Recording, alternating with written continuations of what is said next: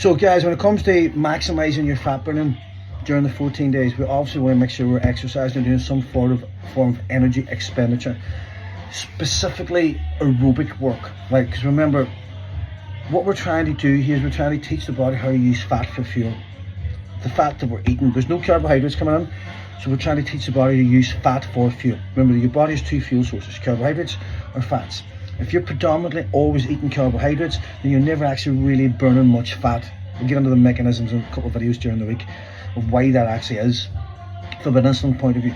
But we're basically teaching the body to use fat for fuel. But that doesn't just mean the fat that we're eating, it also means the fat that we've stored. So the body becomes a fat burning machine. So assuming that we're in a calorie deficit and we're using fat for fuel, the body just uses up all that fat.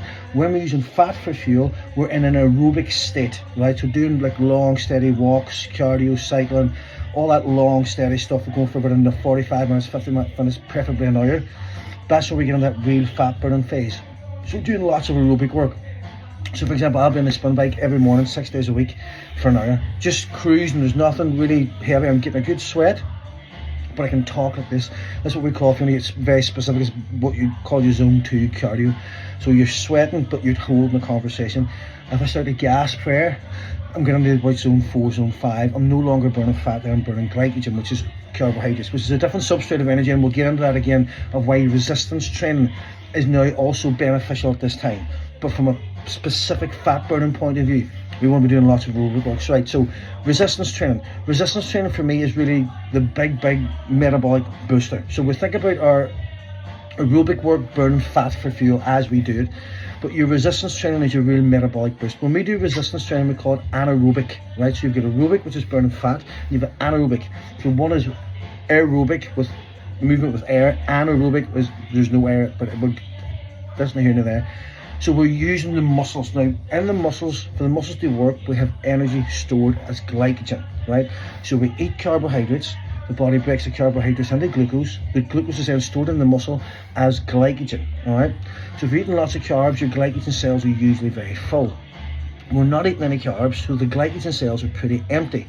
If we start to increase energy demand on the muscle and there's no glycogen there, then the body has to replenish that glycogen as quick as possible to allow for that energy or that movement. Does that make sense? It does this by what I said in the last video about gluconeogenesis. It's going to break down a lot of fat in the liver to try and convert that fat into glucose, to provide that glucose and the glycogen. All right, does that make sense? I know it's a very complicated process. That in turn then produces ketones. All right, remember that process of breaking down fat in the liver, they convert it to glucose. That's gluconeogenesis. Now, it will use protein for gluconeogenesis as well, unfortunately. This is why your resistance training is also beneficial, to preserve the muscle tissue. That gives you a metabolic boost. So imagine to start using a car analogy for anybody that might not understand it, it's the only thing that really works in my head. Imagine a 1 litre engine, you turn the key and the car idles and it uses fuel.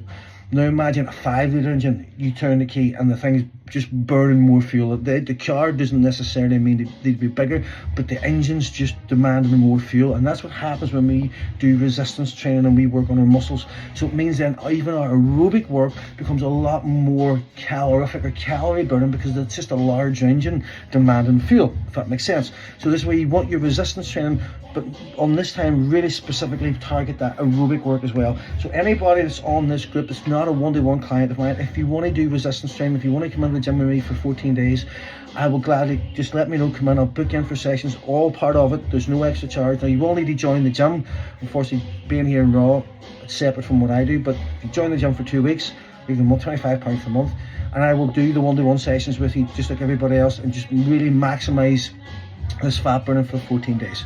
All right, so that's our exercise point. Remember, I'm going to emphasize this a lot. When you're exercising, you're sweating. When you're sweating, you're losing minerals. Guys, I can't emphasize enough the fact that you need to keep your body hydrated. Remember, there's no glycogen in the muscle, which is what I talk about the resistance training. Therefore, there's no way for the body to retain fluid.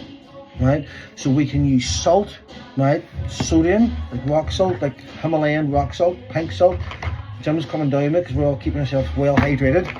Right, there's a Tesco's version, pink salt. There's loads of it here. Even the normal rock salt. Keep the body hydrated. that's going to prevent headaches, it's going to prevent hunger, and it's going to prevent tiredness.